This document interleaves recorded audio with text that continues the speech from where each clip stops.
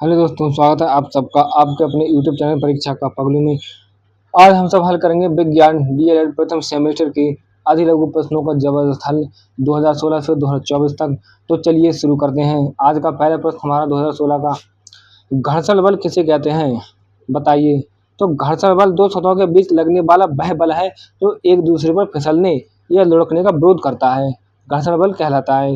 ये हमेशा गति की विपरीत दिशा में कार्य करता है। तो चप्पलें और टायर गाड़ियों के घर्षण बल के कारण ही घिसते हैं। अगला प्रश्न, पेड़ पौधे में अलैंगिक प्रजनन की विधियों के नाम लिखिए।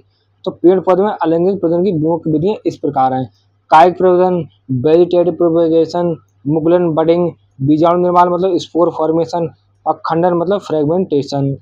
अगला प्रश्न हमारा, पत्तियों के मुख्य कार्य लिखिए। तो पत्तियों का मुख्य कार्य प्रकाश संश्लेषण होता है।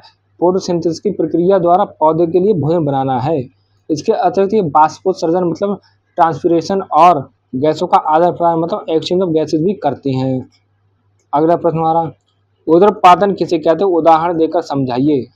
तो उदरपातन सब्लिमेशन वह प्रक्रिया जिसमें कोई ठोस पदार्थ गर्म करने पर बिना द्रव अवस्था में बदले सीधे गैस वाष्प अवस्था में परिवर्तित हो जाता है और ठंडा करने पर सीधे ठोस अवस्था में आ जाता है।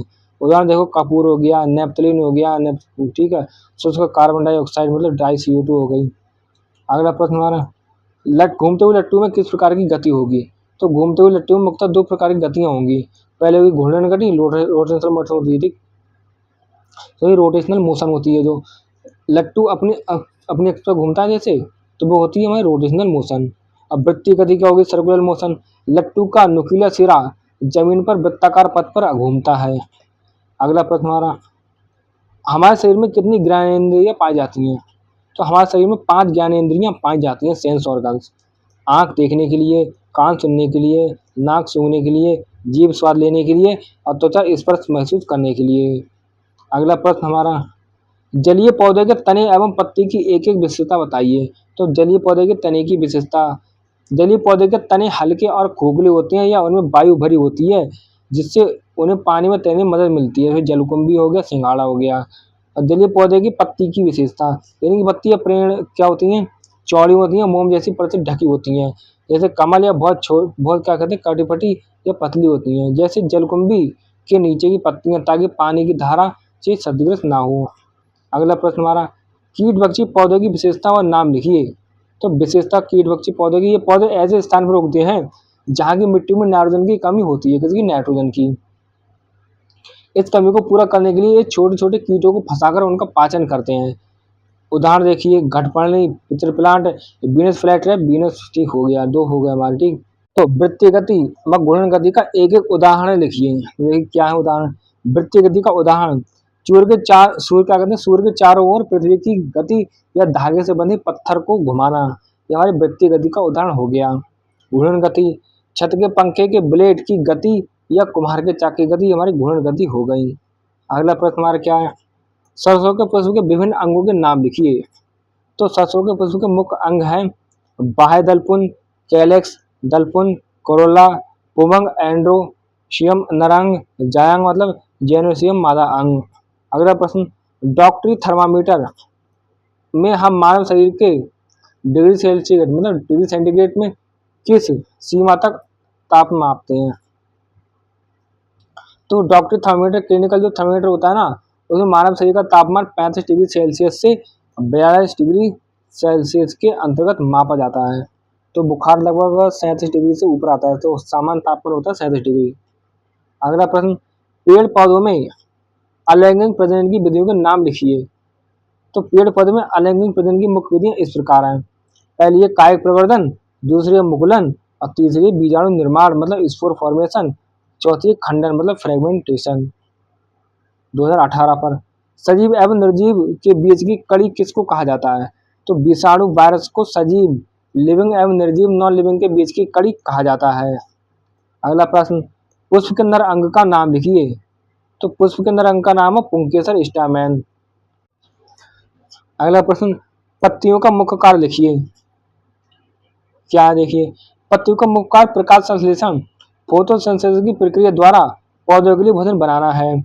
अब विद्युतीय बल क्या होता है देखिए।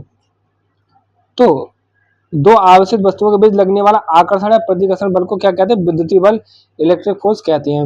ये बल बिना संपर्क के भी कार्य करता है। अगला प्रश्न, उदरपातन क्या है? लिखिए।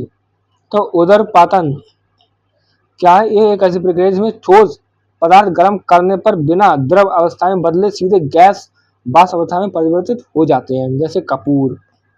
अगला प्रश्न हमारा, मछली के जल में रहने के लिए कौन कौन से अनुकूलन अंग सहायक हैं? लिखिए। तो मछली के जल में रहने के लिए निम्नलिखित अनुकूलन अंग सहायक हैं। गलफड़े जल में घुली हुई ऑक्सीजन को शोषण करने के लिए उपयोग। धारा रहित शरीर क्या करता है? स्ट्रीमलाइन बॉडी जल में आसानी से तैरने और प्रतिरोध को कम करने के लिए। पंख क्या करते हैं? फेन से तैरने और दिशा बदलने और संतुलन बनाए रखने के लिए। अब 2019 पे आए देखिए हम, पुष्प के मादा अंग का नाम लिखिए। तो पुष्प के मादा अंग का नाम क्या है? जायांग, जीनोसियम या स्त्री केतन पिस्टिल है। सजीव का एक लक्षण लिखिए, कोई भी एक लक्षण लिख लेंगे। सजीव का मुख्य लक्षण है श्वसन, रेस्पिरेशन करना या गति, मूवमेंट करना या वृद्धि करना। ये क्या हो गया हमारे? ये सजीव के हमारे लक्षण हो गए। अगला प्रश्न, शाकाहारी तथा मांसाहारी जंतुओं के नाम लिखिए, दो दो। तो शाकाहारी जंतु कौन है? दो, गाय और बकरी। मांसाहारी जंतु कौन है? लायन और बाघ। शाकाहारी जंतु होंगे हर्बीवोरस, मांसाहारी होंगे कार्निवोरस। अगला है, घर्षण बल किसे कहते हैं? किसे कहते हैं घर्षण बल, बताइए। तो दो वस्तुओं की सतहों के बीच लगने वाला वह बल जो एक दूसरे पर होने वाली सापेक्ष गति का विरोध करता है, उसे घर्षण बल मतलब फ्रिक्शन फोर्स कहते हैं। अगला प्रश्न हमारा, पदार्थ की कितनी भौतिक अवस्थाएं होती हैं? तो पदार्थ की मुख्यतः तीन भौतिक अवस्थाएं होती हैं, ठोस, सॉलिड, द्रव और लिक्विड, और तीसरी होती गैस। कुछ संदर्भों में मतलब जैसे वो थोड़ा हाई लेवल पे पढ़ेंगे ना, तो पांच अवस्थाएं होती हैं। चौथी अवस्था हो जाएगी प्लाज्मा, पांचवी अवस्था हो जाएगी बोस आइंस्टीन कंडेंसेट। अगला है, समय का मानक मात्रक क्या है? क्या है समय का मानक मात्रक? समय का मानक मात्रक क्या है? Second. Standard unit of time क्या होगी? सेकंड। 2020 पर आए हम। द्विलिंगी पुष्प किसे कहते हैं? उदाहरण दीजिए। तो द्विलिंगी पुष्प, बाइसेक्सुअल फ्लावर वह पुष्प होता है जिसमें नर जनन अंग पुंकेसर और मादा जनन अंग स्त्री केसर जांग दोनों एक ही पुष्प में मौजूद होते हैं। उदाहरण देखिए, गुड़हल, हिबिस्कस, सरसों, मस्टर्ड और गुलाब का फूल। अगला, वर्धी प्रजनन मतलब कायिक प्रवर्धन क्या कहते हैं? कायिक प्रवर्धन किसे कहते हैं? उदाहरण देखिए। बद्री प्रजनन या कायिक प्रवर्धन, वेजिटेटिव प्रोपेगेशन अलैंगिक प्रजनन की वह विधि है जिसमें पौधे के तना, जड़ या पत्ती जैसे किसी कायिक भाग से एक नया पौधा विकसित होता है। जैसे आलू का क्या होगा? तना, तो आलू के तने से नए आलू निकलेंगे, आलू के पौधे। ब्रायोफिल्म पत्ती, ब्रायोफिल्म होता है मतलब जो अजूबा, हमने पढ़ा था अभी हिंदी में। और गुलाब क्या होगा? उसके कलम मतलब लकड़ियों से पौधे नए होंगे। दोलन गति किसे कहते हैं? उदाहरण दीजिए। तो दोलन गति, ऑक्सीलेटरी मोशन वह गति है जिसमें कोई वस्तु एक निश्चित बिंदु के इधर उधर या आगे पीछे दोहराई जाने वाली गति करती है। उदाहरण के लिए देखिए, झूले की गति, दीवार घड़ी के पेंडुलम की गति, सिलाई मशीन की सुई की गति। अगला प्रश्न क्या है हमारा, पेशीय बल किसे कहते हैं? उदाहरण दीजिए। तो पेशीय बल, मस्कुलर फोर्स वह बल है जो जीवों की मांसपेशियों मसल्स की क्रिया द्वारा लगाया जाता है। यह बल जीवों को चलने, दौड़ने और उठाने और किसी काम को कम करने में मदद करता है, और किसी काम को करने में मदद करता है। उदाहरण देखिए, किसी वस्तु के हाथ से उठाना, साइकिल चलाना और बैलगाड़ी से खींचना, ये पेशीय बल के उदाहरण हैं। अगला, पदार्थ के तीनों भौतिक अवस्थाओं को उल्लेख कीजिए, प्रत्येक का एक एक उदाहरण दीजिए। तो पदार्थ की तीन मुख्य अवस्थाएं कौन कौन सी है भौतिक? ठोस, सॉलिड जिसका आकार और आयतन निश्चित होता है जैसे बर्फ, पत्थर, लकड़ी। द्रव, लिक्विड जिसका आयतन निश्चित होता है पर आकार निश्चित नहीं होता, ये पात्र का आकार ले लेता है जैसे जल, दूध और तेल। गैस जिसका ना तो आकार निश्चित होता है और ना ही आयतन निश्चित होता है, उदाहरण हवा, भाप और ऑक्सीजन।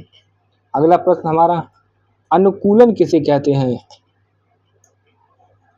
तो अनुकूलन, एडेप्टेशन किसी जीव में पाए जाने वाले वे विशेष संरचनात्मक या व्यवहारात्मक लक्षण होते हैं जो उसे अपने विशेष पर्यावास हैबिटेट में जीवित रहने और प्रजनन करने में सक्षम बनाते हैं। 2022 पर आए हम। पौधों की पत्ती में होने वाली प्रकाश संश्लेषण की क्रिया का समीकरण लिखिए। तो क्या होगी समीकरण? 6CO2 प्लस 6H2O प्रकाश संश्लेषण, ठीक है, और पत्तियों में क्लोरोफिल होता है, उसकी सहायता से क्या बनेगा, हमारा ग्लूकोज बनेगा, C6H12O6 और क्या निकलेगा, ऑक्सीजन 6O2। अगला प्रश्न हमारा क्या है, देखिए 8 सेंटीमीटर त्रिज्या के वृत्तीय पथ पर एक कण आधा चक्कर लगाता है तो इस दशा में कण द्वारा तय की गई दूरी व विस्थापन ज्ञात कीजिए। तो तय की गई दूरी क्या होगी, वृत्तीय पथ की परिधि का आधा मतलब पाई आर, तो वृत्त की परिधि होती है 2 पाई आर, तो उसका आधा हो जाएगा 2r, उसका आधा हो जाएगा पाई आर सेंटीमीटर। विस्थापन क्या होगा, प्रारंभिक और अंतिम बिंदु के बीच न्यूनतम दूरी जो कि वृत्त का व्यास है वो होगा 2r, तो त्रिज्या होगी r और व्यास होगा 2r, त्रिज्या का दुगुना। अगला है पुष्प के मुख्य 4 भागों के नाम लिखिए। कौन कौन से 4 भाग हैं, पुष्प के 4 भाग निम्न है, बाह्य दलपुंज, कैलेक्स, दलपुंज, कोरोला, पुमंग, एंड्रोसियम नरंग, जायांग, जाइनोसियम मादा अंग। अगला प्रश्न हमारा पत्ती के प्रमुख भागों के नाम लिखिए। पत्ती के प्रमुख भाग निम्नलिखित हैं, फणफला क्या, लेमिना, लीफलेट और लेमिना, ठीक, पर्णवृंत पिटाइवल, पर्णाधार क्या, लीफ बेस और सिराएं वेन। अगला प्रश्न 1 माइक्रोमीटर में कितने पिकोमीटर होते हैं। तो 1 माइक्रोमीटर में कितने पिकोमीटर होते हैं, हम जानते हैं 1 माइक्रोमीटर में क्या होता है, 10⁻⁻6 मीटर। 1 पिकोमीटर में क्या होते हैं, 10⁻⁻12 मीटर। अतः 1 माइक्रोमीटर में 10⁻6 मतलब 10 लाख पिकोमीटर होते हैं। अगला प्रश्न बेलन की लंबाई तथा वृत्त के व्यास मापने के लिए किस यंत्र का उपयोग किया जाता है। तो बेलन की लंबाई और वृत्त का व्यास मापने के लिए किया जाता है उपयोग वर्नियर कैलिपर्स का। तो बेलन की लंबाई तथा वृत्त के व्यास जैसी छोटी छोटी दूरियों का अधिक परिशुद्धता एक्यूरेसी से मापन करने के लिए वर्नियर कैलिपर्स यंत्र का उपयोग किया जाता है। अगला प्रश्न हमारा रेन वाटर हार्वेस्टिंग से आप क्या समझते हैं। तो रेन वाटर हार्वेस्टिंग वर्षा जल संचयन एक ऐसी विधि है जिसमें वर्षा के जल को इकट्ठा करके संग्रहण करके और भंडारित करके रखा जाता है ताकि इसका उपयोग बाद में सिंचाई, भूजल पुनर्भरण, ग्राउंड वाटर रिचार्ज या अन्य जरूरतों के लिए किया जा सके, ठीक। अगला प्रश्न हमारा गति का तृतीय नियम क्या है, उदाहरण से समझाइए।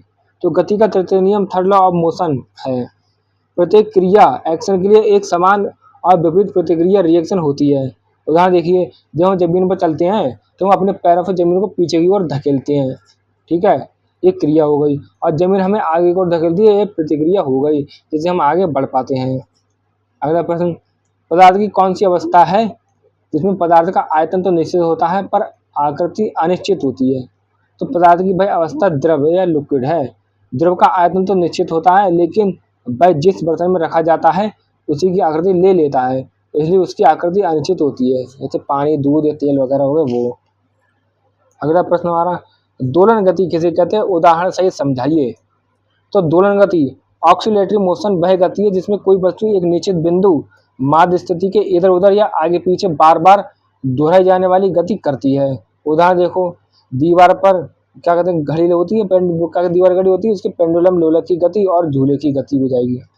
अगला प्रश्न यौगिक किसे कहते हैं।